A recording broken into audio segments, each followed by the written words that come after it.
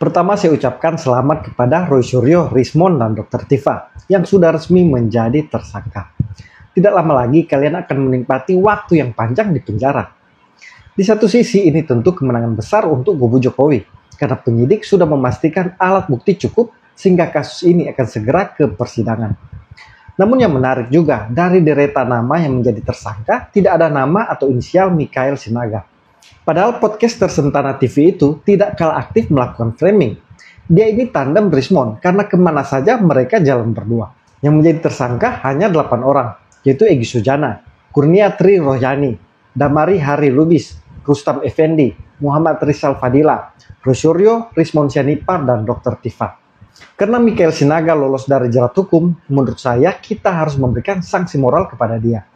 Karena orang satu ini tidak kalah sesat dan aktif melakukan framing untuk menyerang Jokowi. Bagi saya dia bukan wartawan, karena dia tidak menjalankan kode etik jurnalistik. Michael Sinaga ini dalam kontennya selalu tendensius dan tidak berimbang. Jadi dia tidak layak disebut wartawan. Kalaupun wartawan, itu abal-abal jika tidak paham dan menjalankan kode etik jurnalistik. Nah, berikut ini saya akan membeberkan 10 bukti berdasarkan jejak digital yang mengungkap bahwa Michael Sinaga itu tidak lebih dari seorang pembenci Jokowi. Pertama, Michael Sinaga dipermalukan kuasa hukumnya sendiri. Saya nggak tahu ketuanya siapa, tapi saya menyampaikan ke seluruh relagama bahwa saya mendapatkan sebuah informasi A1, surat perintah penyitaan, tanda terima penyitaan dari Polda Metro Jaya. Saya dapat dari mana? Itu urusan kami, narasumber kami A1 tapi tidak bisa dibuka. Tanda terima 505 dokumen dari UGM. Polda Metro Jaya telah menyita 505 dokumen dari UGM, salah satunya salinan ijazah Joko Widodo. Apakah kita sebagai, bukan kita ya, apakah Anda sebagai alumni UGM menerima hal ini begitu saja?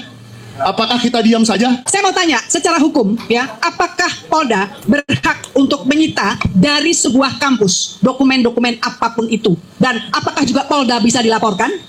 Jadi saya jawab dulu pertanyaannya tadi. Apakah Polda punya hak untuk menyita? Punya. Ini bukti Michael Sinaga ini kurang pengetahuan, tapi sok tahu. Dia tidak paham polisi berhak melakukan penyitaan. Dari video ini, saya sudah meragukan kualitasnya sebagai seorang wartawan, apalagi mengaku pemimpin redaksi. Karena masa dia tidak paham polisi bisa melakukan penyitaan? Apakah dia tidak pernah membuat berita soal penyitaan? Tapi maklumlah kalau wartawan abal-abal. Yang menarik, Sinaga ini melakukan provokasi dengan mengatakan, apakah alumni UGM bisa menerima begitu saja penyitaan itu? Ini kan bukti, dia bukan menjalankan tugas wartawan, tapi penghasutan.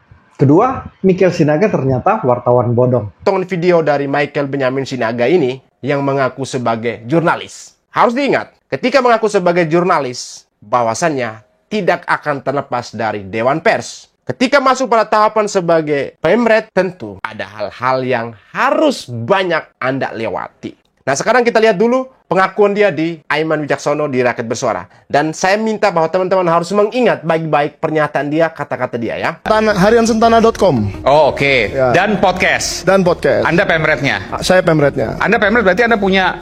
Saya punya kompetensi. kartu wartawan utama nih. Oke, nah, saya bisa boleh dikasih lihat juga nih. Nah, ini bikinnya tidak di Pramuka ya. Dibikin di Dewan Pers tahun 2017. Oke.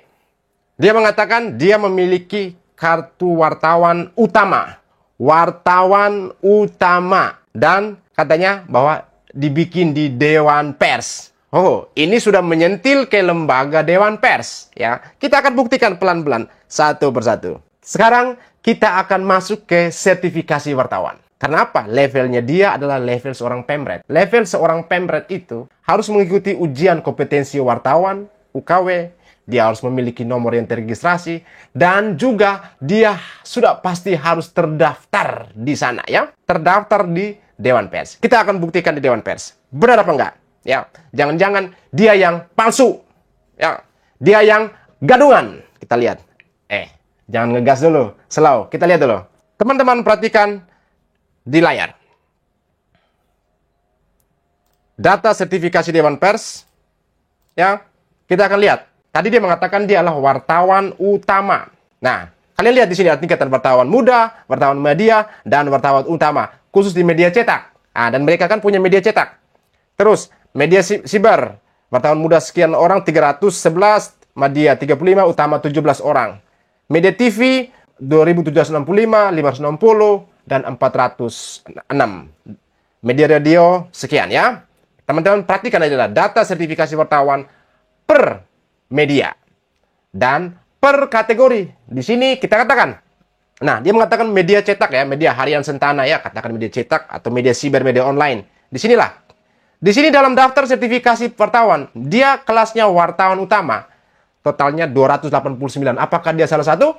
Terus yang kedua, wartawan siber. Apakah dia juga masuk dalam salah satu wartawan siber? Kita buktikan dulu siapa sih dia ini, nama lengkapnya. Di sini teman-teman, saya sudah membuka website dari Sentana. Ini adalah website mereka. Nah, terpampang jelaskan di layar.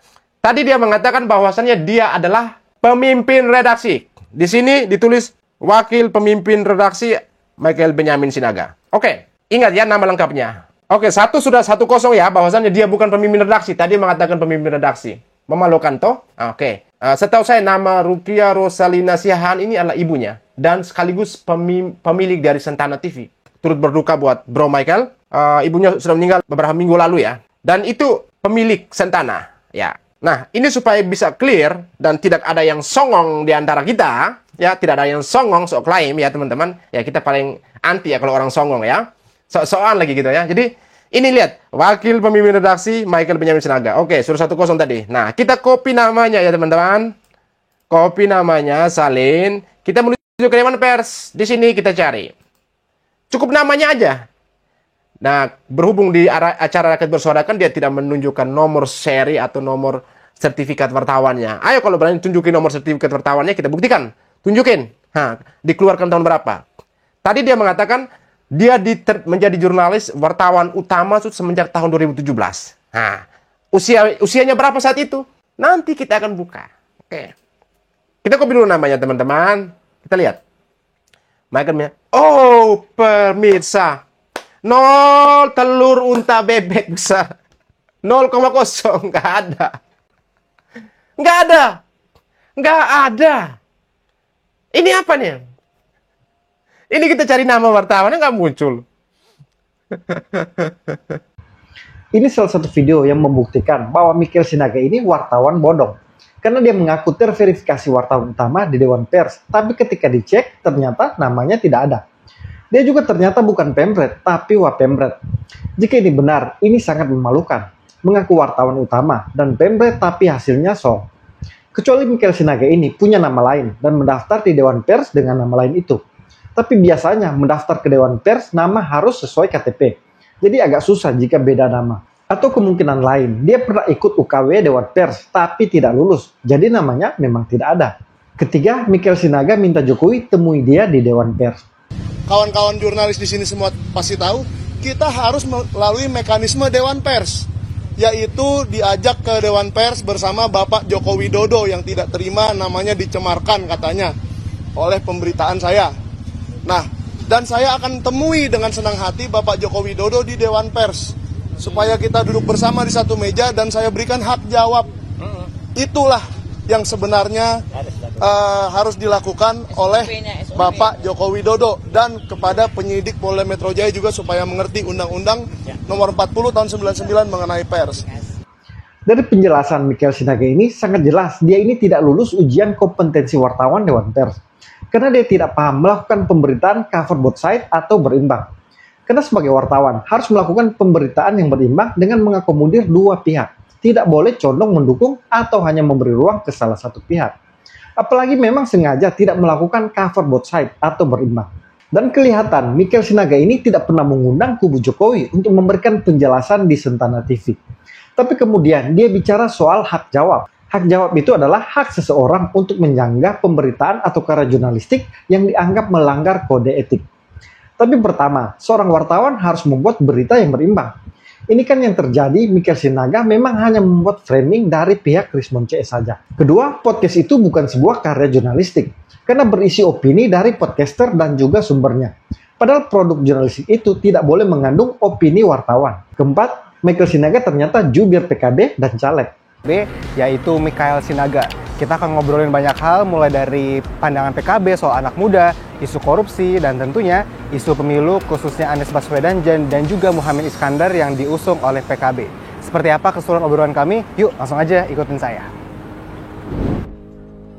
Halo Bang Mikael Sinaga. Hai. Apa kabar Bang Mikael? Baik. Sebelumnya terima kasih nih Bang Mikael udah meluangkan waktunya buat Sobat Medcom nih. Ya, sama-sama. Hai Sobat Medcom di seluruh Indonesia. Nah, Bang Mikael, sebelum kita masuk ke obrolan lebih dalam nih, pengen tahu dong sekarang kesibukan Bang Mikael apa aja sih?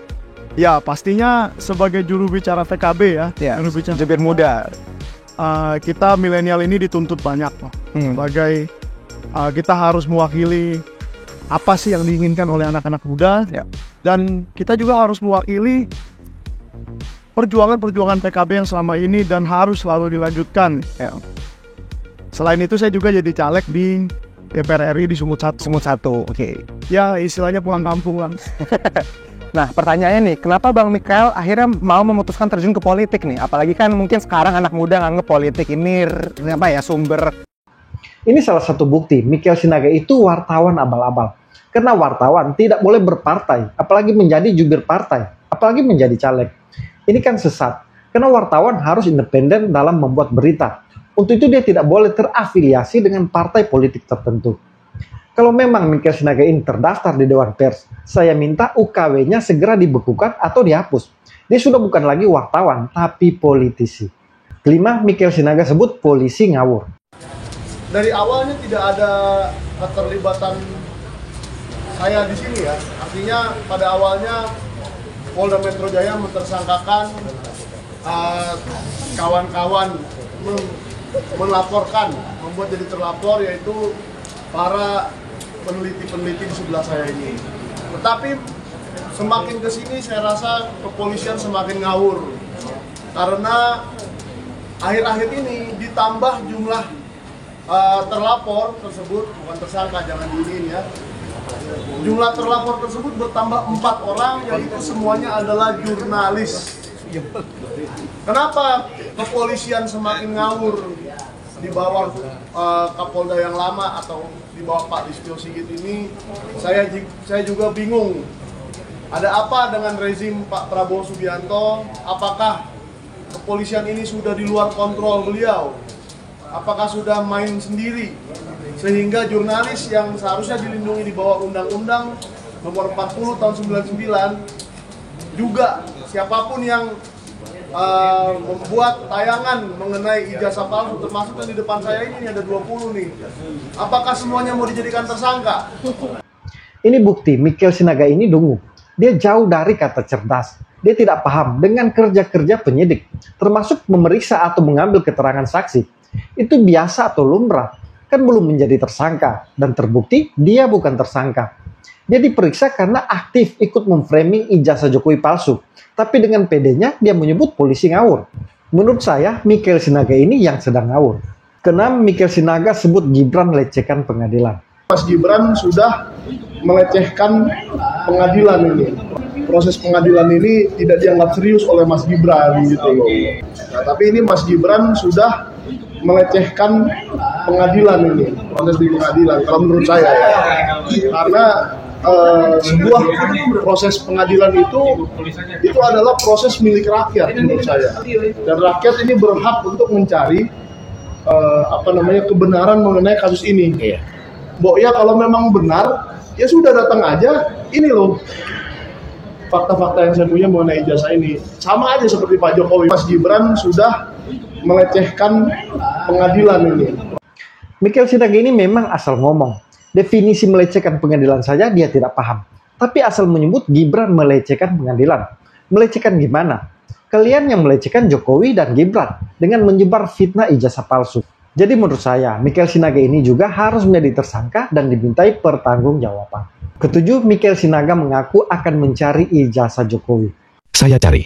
Sampai ketemu. Tidak usah sok-sok mendompleng, tidak usah sok-sok menghalangi jalan, tidak usah sok-sok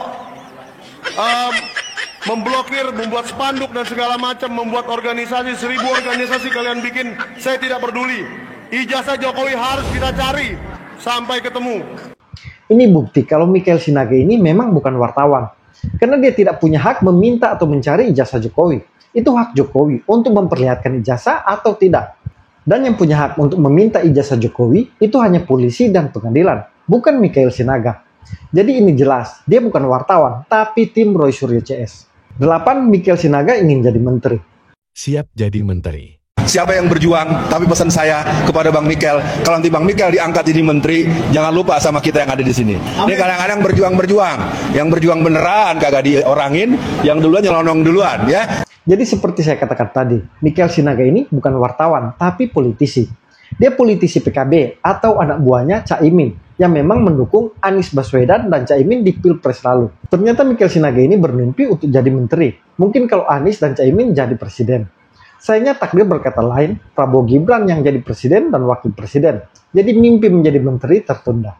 9. Mikhail Sinaga, tim Roy Suryo CS. Kita sudah dapatkan ijazahnya, ini adalah kemenangan terbesar. Ya, entah kenapa nanti kalian akan tahu sendiri minggu depan atau 2 minggu lagi bahwa kenapa ini kemenangan terbesar. Tapi intinya kita menunggu yang di Solo 2005 dan 2010. Nah ini coba ya Pak Bonatua, sorry ya. Ini saya mohon maaf nggak terima sama kelakuan KPU Solo. Saya nggak terima kelakuan mereka. Dikasih ijazah yang buram-buram dan hitam-hitam. Jadi nggak bisa terbaca dengan jelas.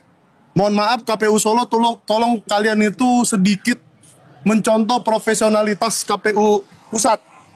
Ini clear loh, semua bisa dibaca loh. Nih, memperoleh derajat bla bla bla, jelas. Siapa yang legalisir, jelas. Tolong kalian kasih dokumennya jelas kepada kami 2005 dan 2010. Yang jelas seperti ini, terbaca jelas. Yang kemarin kalian kasih 2010 itu tidak terbaca jelas ya.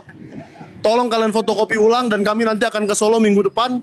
Kami minta lagi. Ya Pak Bonatua. Ya.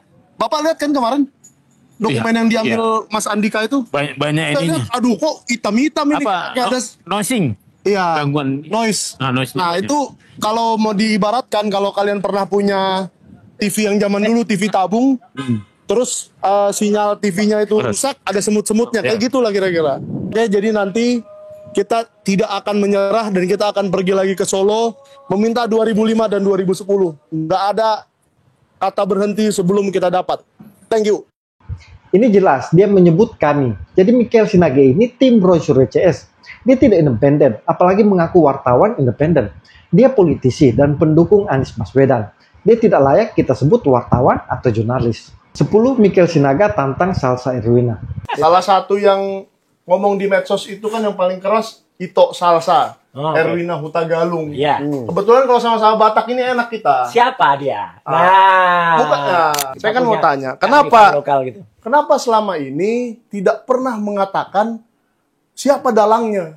Cerita yang 17/8 ini kan berarti kita sudah katakan, geng Oslo. Berani nggak Ito Salsa ini mengatakan secara publik, adili Jokowi, makzulkan Gibran. Ito Salsa, Erwina Huta Galung, ayo. Kalau Sahroni kemarin tidak mau debat dengan Anda, saya pun akan mau debat dengan Anda. Kita debat soal adili Jokowi, makzulkan Gibran. Betul. Apakah kita sepakat soal itu? Kalau Anda tidak sepakat, keluarkan alasanmu. Saya keluarkan alasan saya bahwa Jokowi harus diadili dan Gibran harus dimakzulkan. Kemampuannya rendah, tapi sombongnya minta ampun. Lihat saja, dia sok menantang Salsa Erwina yang pernah jadi juara 1 debat se-Asia. Tapi begini, tong kosong nyaring bunyinya. Sok menantang debat, sementara ngomong saja masih amburadul. Mikhail Sinaga harus banyak belajar public speaking dulu, baru menantang Salsa Erwina adu debat. Itulah 10 bukti bahwa Mikhail Sinaga ini tidak layak disebut wartawan. Dia politisi yang ingin merusak nama baik Jokowi. Dia bagian dari tim Roy Suryo. Jadi menurut saya, dia sebenarnya layak menjadi tersangka. Dia tidak boleh berlindung dari nama wartawan dan undang-undang pers. Sementara dia tidak menjalankan kode etik jurnalistik. Apalagi dia sudah terdaftar menjadi jubir partai politik dan menjadi caleg. Jadi seharusnya memang sudah tidak layak disebut wartawan. Untuk itu kepada teman-teman, tolong sebarkan narasi-narasi seperti ini sebagai bentuk perlawanan kita. Karena orang-orang seperti Mikhail Sinaga ini tidak pernah kendor menebarkan framing sesat. Jadi kita juga tidak boleh lelah, karena narasi hanya bisa kita lawan dengan narasi. Salam kontra narasi.